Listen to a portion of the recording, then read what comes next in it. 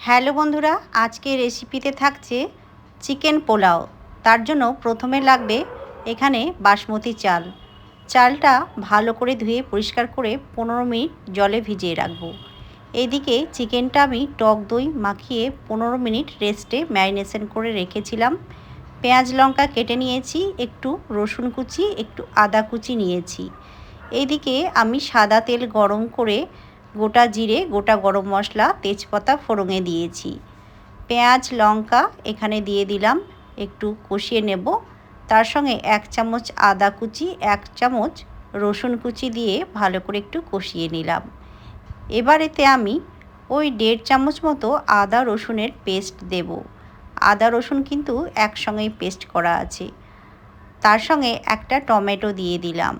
তারপরে এই কাঁচা মশলাটা একটু সময় নিয়ে কষিয়ে নেব, যাতে আদা রসুনের কাঁচা ভাবটা চলে যায়।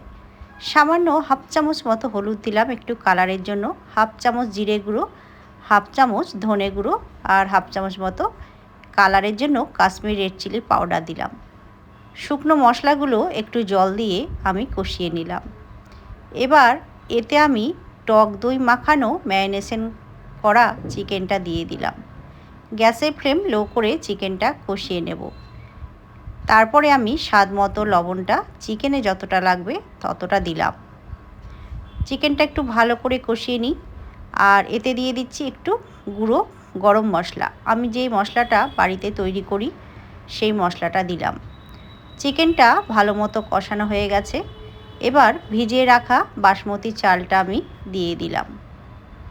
এখানে আমি পরিমাপ অনুযায়ী চাল দিয়েছি। আমি যতটা চাল দিয়েছি তার ডবল জল দেব। আর এখানে একটু কষিয়ে নিলাম চালটা দিয়ে। তারপরে চাল যেহেতু দিয়েছি তাই স্বাদ অনুযায়ী আবার লবণ দিয়ে দিলাম। তারপরে একটু ভেজে নিয়ে ওই গুঁড়ো গরম মশলাটা দিয়ে দিলাম। তার সঙ্গে 1 চামচ আমি গোলাপ জল দেব আর দিয়ে দেব 1 চামচ কেওড়া জল, যাতে ফ্লেভারটা ভালো আসে। আপনারা মনে করলে এটা অ্যাভয়েডও করতে পারেন, কেউ যদি এর ফ্লেভার পছন্দ না করেন। আর এই যে এই বাটি মেপে আমি 2 বাটি মতো জল দেব। 2 বাটির একটু কম দিলাম, কারণ চালটা ভিজিয়ে রেখেছিলাম। আর চাল যদি ভেজানো না থাকে ওই পুরোপুরি 2 বাটি দিতে হবে। তো ওই বাটি মেপে 1 বাটি চাল দিয়েছিলাম। ভালো করে নেড়েচেড়ে মিশিয়ে দিচ্ছি। তারপরে আমি এতে দিয়ে দিচ্ছি 1 চামচ মতো দেশি গাওয়া ঘি। ঘিটা দিলে টেস্টটা খুব সুন্দর আসে, ঘিয়ের ফ্লেভারটা আসে। তো ঘিটা দিয়ে গ্যাসের ফ্লেমটা আমি লো টু মিডিয়ামে রেখে ঢাকা দিয়ে দিলাম ওই 20 মিনিট মতো। 20 মিনিট পর ঢাকাটা খুলে নিলাম। তো দেখুন অনেকটাই আমার চালটা কিন্তু সেদ্ধ হয়ে গেছে, আর একটুখানি বাকি আছে। তো 80% মতো সেদ্ধ হয়ে গেছে। তো একটু নেড়েচেড়ে মিশিয়ে দিচ্ছি। তো আর একটু হলেই হয়ে যাবে। তো একটু জল জল আছে, তো একটু আমি তলা থেকে ভালো করে মিশিয়ে দিলাম। এবার এতে আমি দিয়ে দেব আবার সেই ধনেপাতা কুচি। তো ধনেপাতা কুচিটা দিলাম একটু ফ্লেভারের জন্য, যাতে ভালো হয় খেতে আর কি। আবার 1/2 চামচ মতো ঘিটা দিয়ে দিলাম। তো ঘিটা লাস্টে আবার দিলাম, কারণ সেন্টটা খুব সুন্দর আসবে সেই জন্য। তো ঘি যেহেতু দিয়েছি, ধনেপাতা দিয়েছি, তাই আবার আমি ঢাকা দিয়ে দেব। তো ওই 5 মিনিট মতো গ্যাসের ফ্লেম একদম লো করে ঢাকা দিয়ে রেখেছিলাম।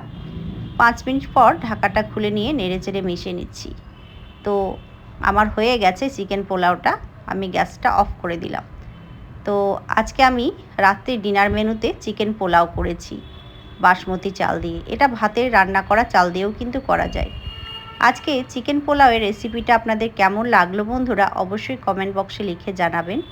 ভালো লাগলে ভিডিও ছেড়ে যাওয়ার আগে লাইক, শেয়ার অ্যান্ড সাবস্ক্রাইব করে পাশে থাকবেন।